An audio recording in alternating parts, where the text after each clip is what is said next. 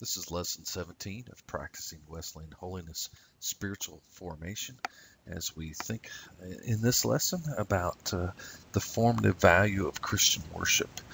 And it's an interesting study in the handouts, a little bit about some of the history of worship in the holiness movement. It's a great study to look at, to think about, and gain some wisdom from the history of where we've been and where we're going. In this lesson, I'll just read the passage from John where Jesus is dealing with the woman at the well. And it says, "Sir," the woman said, "I can see that you are a prophet.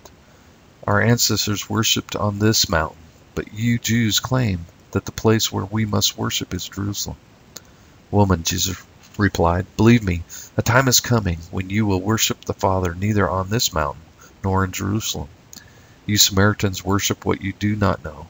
We worship what we do know, for salvation is from the Jews. Yet a time is coming, and has now come, when the true worshippers will worship the Father in spirit and in truth, for they are the kind of worshippers the Father seeks. God is spirit, and his worshippers must worship him in spirit and in truth." What we know that worship is not, it's that sometimes we forget, is that worship is not just music. Oftentimes in church services, we just summarize worship as just the music, and it is not just music that is worship. Worship is adoration. Worship is honoring God, and we don't just do that through music. We do that through reading his word. We do that through prayer. We do that through just living our lives. It's not about just music. Worship is not just on Sundays. This Samaritan woman was worried about what place it was. And Jesus said there's coming a day when it won't be about places and it won't be about times. And worship is not a Sunday thing. It's an everyday thing. And worship is not just emotionalism. It may have lost a lot of our emotionalism from the glory days of the early Church of the Nazarene. We may want to look at that and address that and figure out how to get that glory back. But it's not just about how we feel. Worship is not only about our emotions. Many people will talk about how a worship service feels. I know that's human, and know it's normal, but there should be something beyond just what we're feeling as we are learning to truly worship God. Worship is not just what we know. You can know a song, and you can know every word, and you can sing it, but it doesn't mean you worship God just because you know it.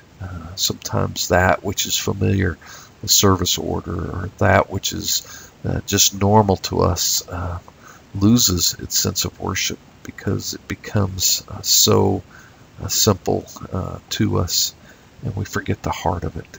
Worship is not just man's invention. Worship is from God. It's God's idea. God invented worship. It's from his perspective very important. It's not about what we have come up with in order to honor God. It is God's idea. It's not just a spectator sport. It's not about being a fan. It is about participation and inclusion in the process. And it's not just physical. It takes some physical aspects, but there's something deeply spiritual that must happen in order for it to be worship, and in order for worship to be transformational and formational. Worship is these things, as Scripture reminds us and tells us. It is about the Father, knowing and loving God. Worship enables us to be in a place where God can speak and gets us to know his heart and who he is. And it is done in spirit. There is participation required, giving ourselves wholly and completely to God in our hearts is a spiritual act, and it takes us laying our lives before God. It takes us giving ourselves as living sacrifices to Him. It is about participation, and it is about spiritual. As I said, there are forms, there are physical things to do to help us initiate the spiritual reality that's happening, but it is a spiritual event. We need to worship God in spirit, and it is done through our spirits connecting with His Spirit. It's not limited to location or time, because we are a spiritual being. God is spirit. You can worship God anytime. You can connect and give God honor and glory anytime in your life. As the new definition of glory that I've read and understand is this impact of God in my life. It's recognizing when I give God glory, it's recognizing His impact in my life, and giving Him credit and praise for His impact that has happened in my spirit because of His Spirit. My spirit is made alive because of Him. My spirit is empowered because of Him. My spirit is encouraged because of Him. Now, worship is not limited to location. Worship must be done in truth. Jesus said that it is about spirit and it's about truth. And so it is about our lifestyle. It is not about just how we live on Sunday mornings and coming in and connecting with God.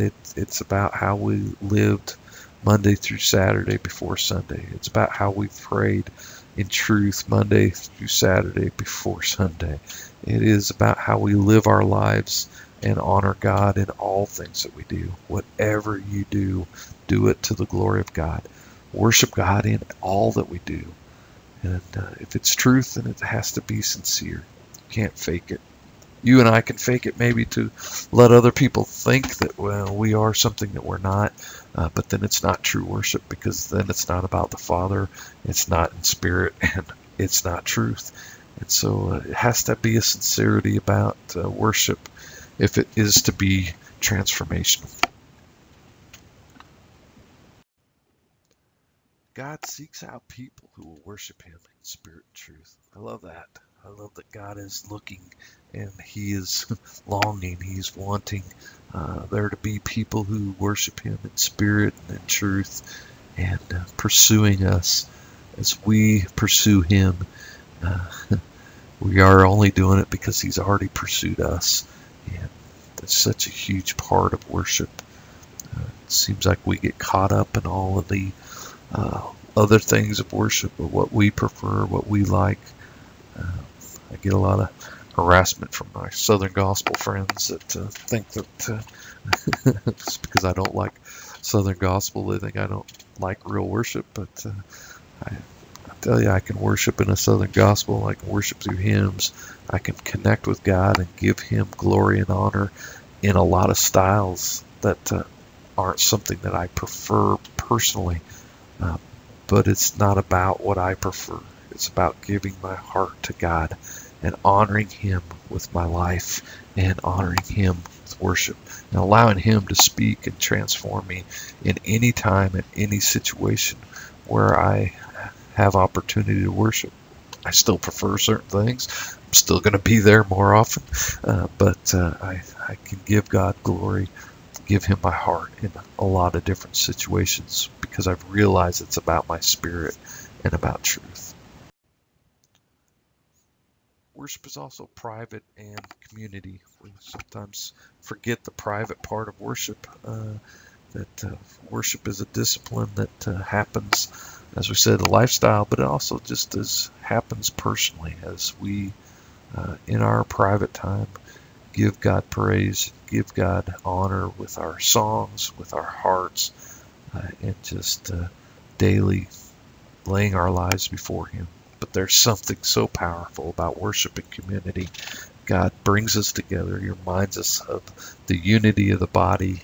It's just a transformational experience to worship with other people and connect with God together.